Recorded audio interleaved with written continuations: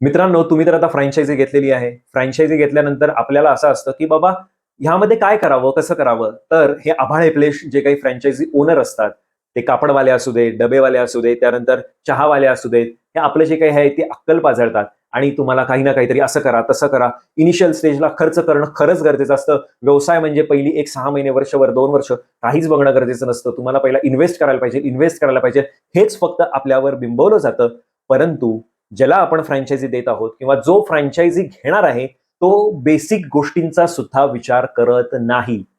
जेव्हा त्यांना विचारलं जातं, की बाबा जी म्हणजे काय? जी सर्टिफिकेट म्हणजे काय? कॅश क्रेडिट अकाउंट म्हणजे काय? शॉप ॲक्ट म्हणजे काय? फूड लायसन्स म्हणजे काय? ते कसं वापरावं? काय करावं? यासाठी लागणारं या गोष्टी ज्या आहेत, ह्या कशा पूर्ण करणार आहेत? तर यासाठी त्यांचं उत्तर असतं, की नाही आम्ही सीए नेमू, आम्ही यासाठी वेगळा जो काय आहे ते माणूस नेमू. ठीक आहे, चला तुम्हाला याबद्दल काम करायचं नाहीये, या ह्याच्यात काम करायचं नाहीये. तुम्हाला तुमच्या व्यवसायावर फोकस करायचा आहे. जेव्हा त्यांना असं विचारलं जातं, की बाबा व्यवसायामधलं तुम्ही काय करणार आहात?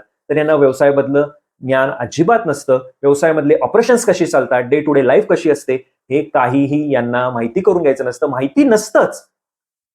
आणि ह्यासाठी ते फ्रँचायझी ओनरवर जे आहेत ते विसंबून राहतात.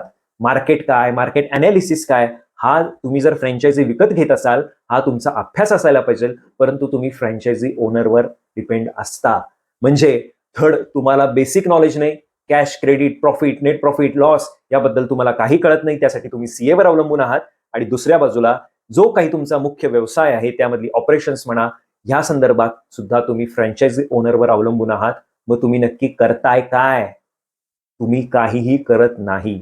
मग जेव्हा असे 6 महिने, 1 वर्ष, 2 वर्ष जेव्हा निघून जातात, जेव्हा आपली जमापुंजी जी आहे, ती कुठे ना कुठेतरी संपत जाते, तेव्हा या फ्रँचायझी ओनरचा जो आहे, तो तुमच्यावरचा दरोडा पूर्ण होतो. त्यांची दरोडेखोरी पूर्ण होते आणि ते तुमचा विषय जो आहे, तो इथंच मिटवून नवीन ठिकाणी दरोडा टाकायला जातात.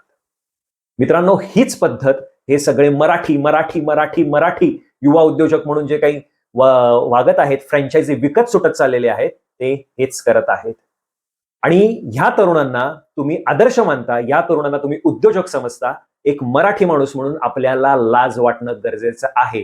त्यांना तर लाज वाटतच नाही, कारण त्यांनी लाजा विकलेल्या आहेत. त्या लाजा त्या फ्रँचायझीच्या नावानं 5 लाखाला विकली असेल, 10 लाखाला विकली असेल, 25 लाखाला विकलेली आहे असेल.